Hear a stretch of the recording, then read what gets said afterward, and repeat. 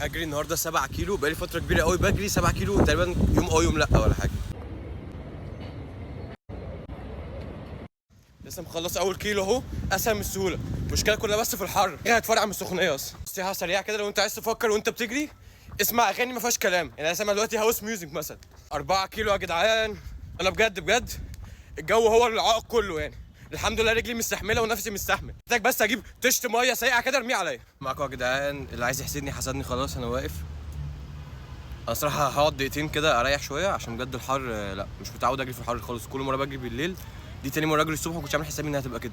بص انا وشي بقى عامل ازاي اصلا بجد، هو على الحقيقه لونه احمر قوي وفي عرق غريب بينزل مني، يعني انا من النوع اللي هو بيعرق كتير. بس دلوقتي الموضوع يعني فاهم، يعني الحمد لله التيشيرت لما الدنيا شويه. رجعنا للجري اهو، بس انا حاسس دماغي خفيفه جدا ودايخ، مش عارف اللي هيحصل بقى، بس انا ايه هكمل بقى لحد الاخر وخلاص. ما فاضلش كتير يعني، فاضل كيلو ولا كيلو ونص. خلصت الحمد لله 7 كيلو في 45 دقيقه، وفي عز الشمس يا جماعه، في عز الشمس انا متبهدل. انا احط نفسي تحت دش ساقع بقى واروح الشغل بقى، يعني لسه اليوم بيبتدي.